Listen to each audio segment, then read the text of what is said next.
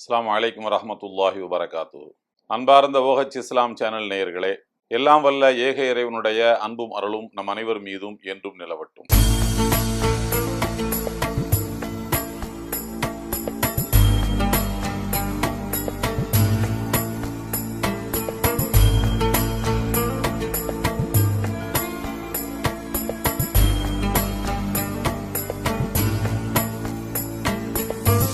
அல்லாஹு அக்பர்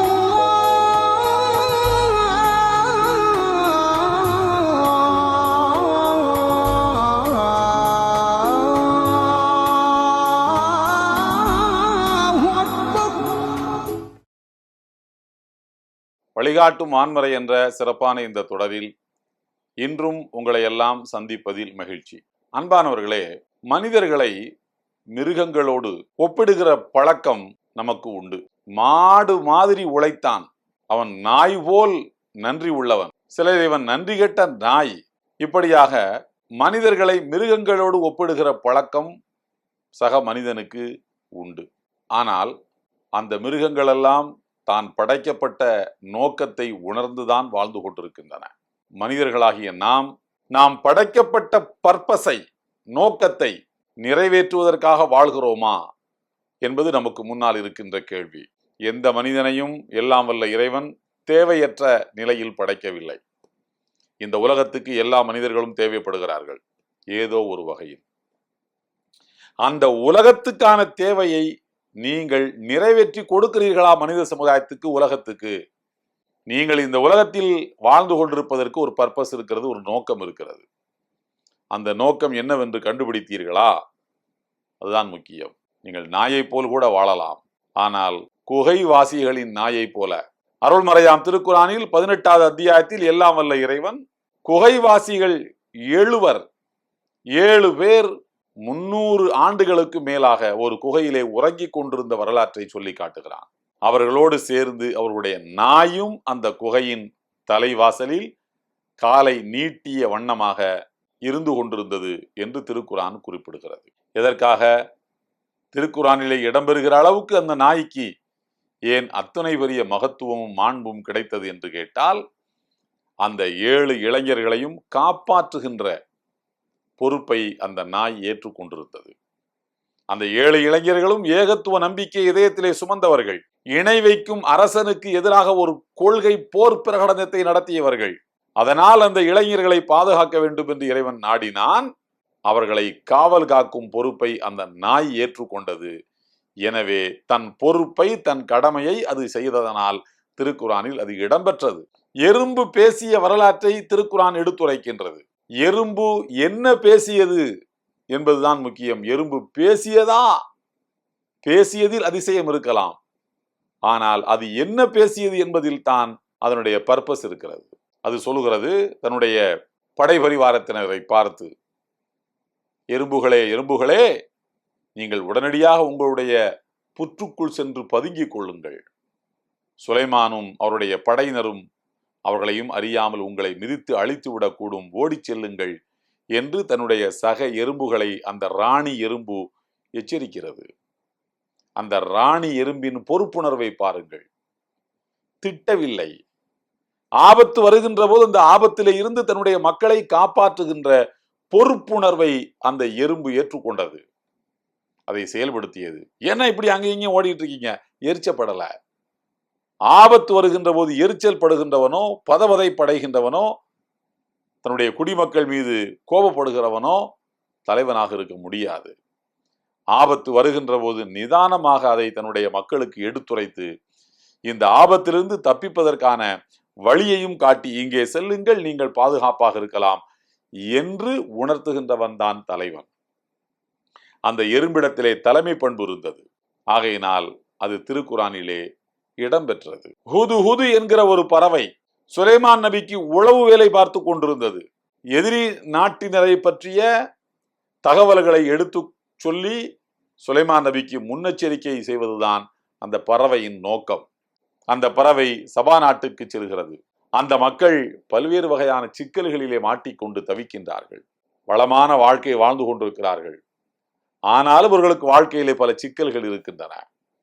அந்த பறவை வந்து சிக்கல்கள் ஒவ்வொன்றையும் சொல்லிக் கொண்டிருக்கவில்லை.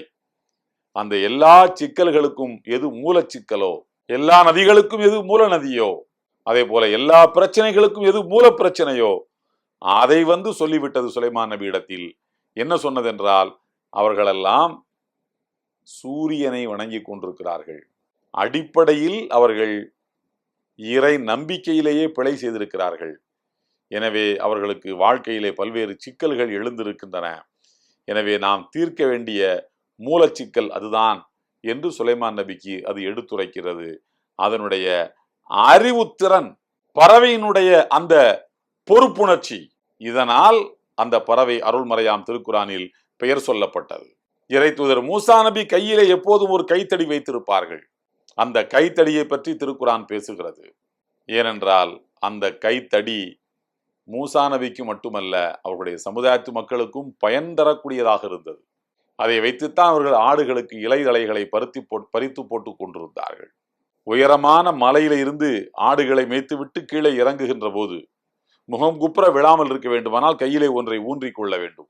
அதற்கு அந்த குச்சியை பயன்படுத்தி ஊன்றி மெல்ல மெல்ல அந்த மலை உச்சியில இருந்து கீழே இறங்குவார்கள் இறை தூதர் மூசா நபி அவர்கள். அது ஆடுகளை விரட்ட பயன்பட்டது, இலை தழைகளை பறிக்க பயன்பட்டது. பிறகு அந்த கைத்தடியை அற்புத கைத்தடியாக மாற்றினான். அந்த கைத்தடியை வைத்து கடலில் அடித்தார்கள், பாதை திறந்தது.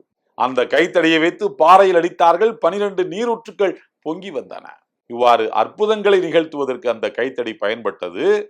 அதனால் அது திருக்குரானிலே சொல்லப்பட்டது. அந்த கைத்தடி இவ்வளவு பெரிய தரத்தை, திருக்குரானிலே சொல்லப்படுகிற அளவுக்கு உயர்ந்த ஒரு இடத்தை அது எப்படி பெற்றது என்று கேட்டால், இறை தூதர் மூசா நபிக்கு அது பயன் தருவதாக இருந்தது. எனவே நீங்கள் சொல்வார்கள் ஒரு மனிதரை பற்றி, அவர் இவருக்கு கைத்தடி, அவர் இவர் கையாளு. நீங்கள் கையாளாக இருங்கள், கைத்தடியாக இருங்கள், எதுவாக வேண்டுமானாலும் இருங்கள். ஆனால் யாரோ சிலருக்கு பயன்படுகிறவராக இருங்கள். நீங்கள் எறும்பு புத்தி உள்ளவர்களாக இருங்கள், எறும்பாகவே இருங்கள், தவறல்ல. ஆனால் பொறுப்புணர்ச்சி மிக்க எறும்பாக நீங்கள் இருங்கள். எறும்பின் அத்தனை நற்பண்புகளையும், சுறுசுறுப்பு, சேமிப்பு, ஒற்றுமை, இவற்றின் எடுத்துக்காட்டாக நீங்கள் இருங்கள். வரலாற்றில் இடம்பெறுவீர்கள். நீங்கள் பறவையாக கூட இருங்கள். அவர் பறவை மனிதன். சாலிம் அலியை சொல்வார்கள், அவர் பறவை மனிதன் என்று சொல்வார்கள். ஏனென்றால் இந்தியாவிலே பறவைகளை பற்றிய முழுமையான ஆராய்ச்சியை செய்தவர் சாலிம் அலி. எனவே அவரை பேர்ட்மேன், பறவைகளின் மனிதன் என்று சொல்வார்கள். நீங்கள் பறவையின் மனிதனாக இருங்கள். ஆனால் மனிதர்களுக்கு எது தேவை என்று உணர்ந்த பறவையாக நீங்கள் இருங்கள். நீங்கள் நாயாக கூட இருக்கலாம். ஆனால் நீங்கள் படைக்கப்பட்ட பர்பஸை நிறைவேற்றுகின்ற நாயாக இருங்கள். அதாவது சக மனிதனை காப்பவனாக நீங்கள் இருங்கள். சக மனிதனுக்கு ஒரு ஆபத்து என்றால் அவனை எச்சரிக்கக்கூடியவர்களாக நீங்கள் இருங்கள். இப்படி ஒவ்வொரு மனிதனும் அவன் படைக்கப்பட்ட நோக்கத்தை நிறைவேற்றத்தான் உலகத்தில் வாழ்ந்து கொண்டிருக்கிறான். நாம் படைக்கப்பட்ட நோக்கம் எப்போது நிறைவடைகிறதோ அப்போது எல்லாம் வல்ல இறைவன் நம்மை இந்த பூமிக்கு மேல் வைத்திருக்க மாட்டான், நம்மை அழைத்து கொண்டு விடுவான். இறை தூதர் முகமது நபி அவர்கள் இந்த உலகத்தில் வாழ்ந்தது வெறும் 63 ஆண்டு காலம். ஆங்கில ஆண்டு கணக்குப்படி பார்த்தோம் என்றால் அவர்களின் வயது 61 தான். அரபு மாத கணக்கிப்படிதான் வயது 63. அதற்கு மேல் இந்த உலகத்தில் அவர்கள் இருக்கவில்லை. ஏனென்றால் அவர்கள் படைக்கப்பட்ட நோக்கத்தை மிக கச்சிதமாக நிறைவேற்றி விட்டார்கள். எனவே உலகத்தில் நீங்கள் வாழுகிற காலங்களில் நீங்கள் எதற்காக படைக்கப்பட்டீர்கள் என்று உணருங்கள். வாழ்ந்தோம், உண்டோம், பெரிய மனிதன் ஆனோம், படித்தோம், திருமணம் செய்தோம், குட்டிகளை பெற்றோம் என்று ஒரு சுயநல வாழ்க்கை வாழ்ந்துவிட்டு போய்விடலாம் என்று நினைக்காதீர்கள். வரலாற்றிலே இடம்பெற விரும்பினால் சக மனிதனுக்காக நீங்கள் கண்ணீர் வடியுங்கள், சக மனிதனுக்காக வாழுங்கள், சக மனிதனுடைய உணர்வை நீங்கள் புரிந்து கொள்ளுங்கள் என்பதுதான் எல்லாம் வல்ல இறைவன் இந்த மிருகங்களை திருக்குரானிலே சொன்னதற்கான காரணம் என்கின்ற வாழ்க்கையின் யதார்த்தத்தை புரிந்து கொள்வோம். எல்லாம் வல்ல ஏக இறைவனுடைய அன்பும் அருளும் நம் அனைவர் மீதும் என்றும் நிலவட்டும். இந்த வீடியோ உங்களுக்கு பிடிச்சிருந்தா லைக் பண்ணுங்க, ஷேர் பண்ணுங்க, கமெண்ட் பண்ணுங்க.